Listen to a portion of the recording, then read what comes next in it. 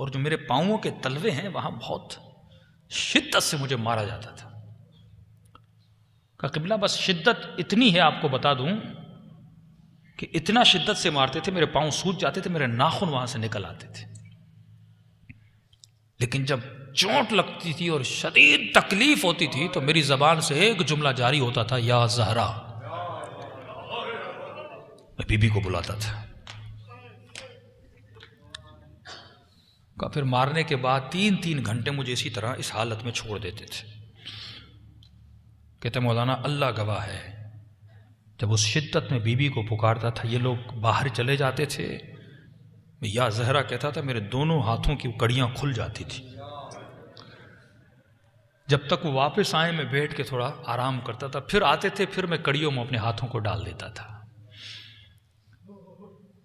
کہا کہ کافی دن گزر گئے، بی بی کو پکارتا رہا، لیکن کوئی فرج نہیں ہوا.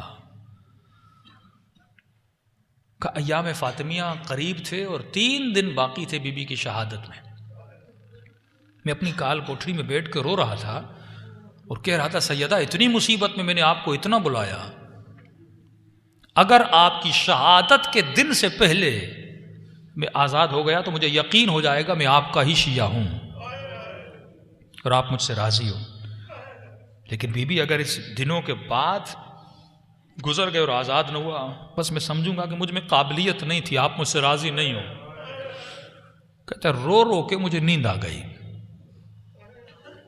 ایک عجیب خواب دیکھتا ہوں کہ میں ایک جہاز میں ہوں اور ایئرپورٹ پہ اترتا ہوں، ایک بندہ مجھے ریسیو کرنے آتا ہے، اپنے گھر لے جاتا ہے، بستر پہ سلاتا ہے، اے سی آن کرتا ہے. ایک سفر کا منظر دیکھتا ہوں خواب کے عالم میں. نیند سے اٹھتا ہوں، سوچ ہی رہا تھا کہ یہ میں نے کیا دیکھا ہے، کہاں جا رہا تھا، کس جہاز سے اتر رہا تھا.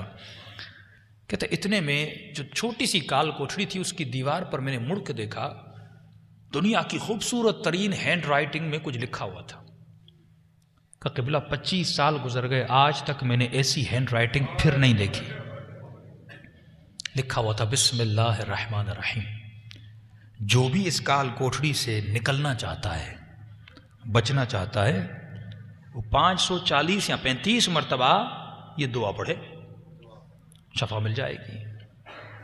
میں نے کہا دعا کیا تھی؟ کہ قبلہ لکھا ہوا تھا، اللہم انی اسألک بحق فاطمہ وابوها وبعلها وبنوها وسر المستودع فیہا بعدد محاتبہ. کہ میں نے تسبیح اٹھائی اور میں نے 540 یا 35 مرتبہ پڑھا. بس پڑھنا تھا، 1 گھنٹے کے بعد دروازے پہ دستک ہوئی، میرا نام لیا اور کہا کہ آپ کو آزاد کر دیا گیا ہے. اور مجھے لیٹر دیا، معذرت خواہی کی، ہم نے بے جرم آپ کو پکڑا تھا، آپ آزاد ہو. کہ جیسے آزاد ہوا فوراً گھر گیا، شہر میں اعلان کیا کہ 3 دن میں سیدہ کی مجلس کرواؤں گا. میں نے گھر کے دروازے کے اوپر بینر لگایا، یہ مجلس وہ کروا رہا ہے جسے سیدہ نے آزاد کروایا ہے.